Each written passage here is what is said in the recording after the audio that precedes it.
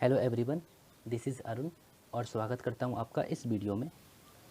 तो इस वीडियो में हम क्लास 11th मैथ्स डिस्कस करेंगे।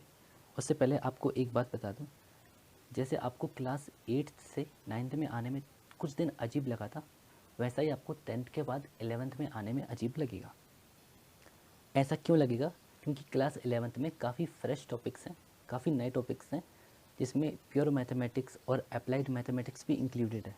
और 11th और 12th में क्वेश्चंस की कोई एंडिंग नहीं होती, कई वैरायटी के सवाल होते हैं, कई लेवल के सवाल होते हैं। सिलेबस के लिए हम NCERT बुक को फॉलो करने वाले हैं, वो यहाँ लिखे हैं टॉपिक्स।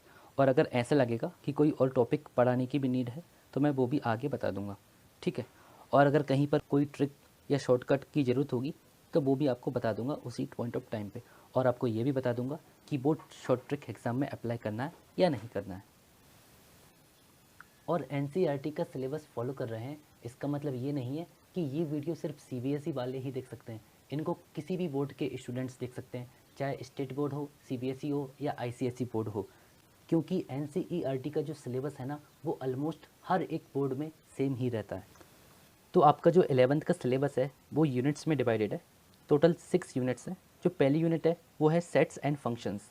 इसमें आप सेट्स पढ़ेंगे, रिलेशंस एंड फंक्शंस पढ़ेंगे।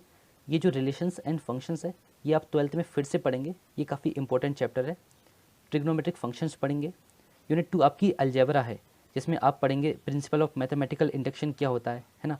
कॉम्प्लेक्स नंबर और क्वाड्रेटिक इक्वेशंस पढ़ेंगे, काफ़ी ईजी चैप्टर है ये। लीनियर इनइक्वालिटीज़ क्या होती हैं, परम्यूटेशंस एंड कॉम्बिनेशंस क्या होते हैं, बाइनोमियल थ्योरम क्या होती है। सीक्वेंस एंड सीरीज़ में आप पढ़ोगे अर्थमेटिक प्रोपोजिशन, GP, HP, ये सब आप पढ़ोगे। यूनिट 3 है कोऑर्डिनेट ज्योमेट्री, जिसमें हम देखेंगे स्ट्रेट लाइन क्या होती है।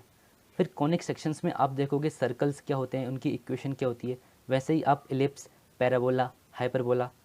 इंट्रोडक्शन टू 3D ज्योमेट्री क्या होती है, 3D ज्योमेट्री की बेसिक इंट्रोडक्शन दिया है यहाँ पे। आप 12th में डिटेल में पढ़ोगे इस चैप्टर को भी। यूनिट आपकी जो 4 है वो बहुत ही इंपॉर्टेंट है, कैलकुलस। इसमें आप बेसिक्स ऑफ लिमिट्स और डिफरेंशिएशन के बेसिक्स फॉर्मूले देखने वाले हैं। ये कैलकुलस जो यूनिट है 12th क्लास में फिर से आने वाली है, जो कि 50% सिलेबस कवर करती है पूरी 12th मैथमेटिक्स का, तो काफ़ी इंपॉर्टेंट है, हम बिल्कुल अच्छे से पढ़ेंगे इसको।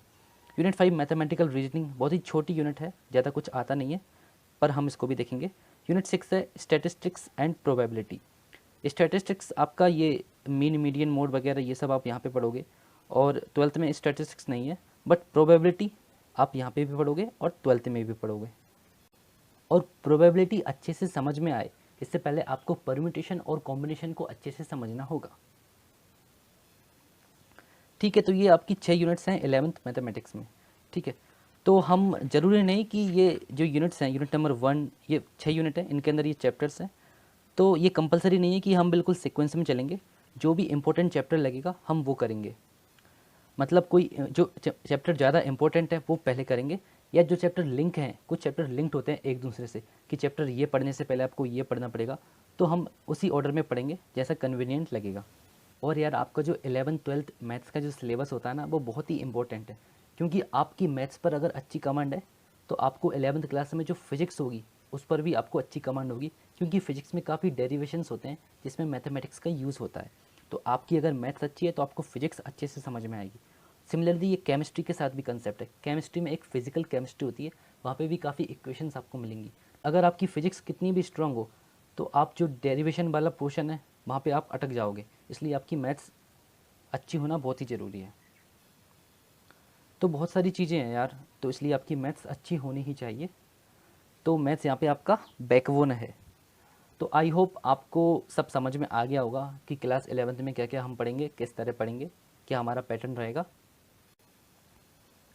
तो चाहे कोई भी बोर्ड हो, CBSE हो, ICSE बोर्ड हो या स्टेट बोर्ड हो, हम जो भी चैप्टर उठाएंगे उसे बिल्कुल कंप्लीट पूरा पढ़ेंगे और प्रॉपर तरीके से पढ़ेंगे। एक एक कंसेप्ट को अच्छे से समझेंगे और उन कंसेप्ट को क्वेश्चंस में कैसे अप्लाई करना है वो भी सीखेंगे। तो आई होप आपको सब चीज़ें समझ में आई होंगी। Thank you.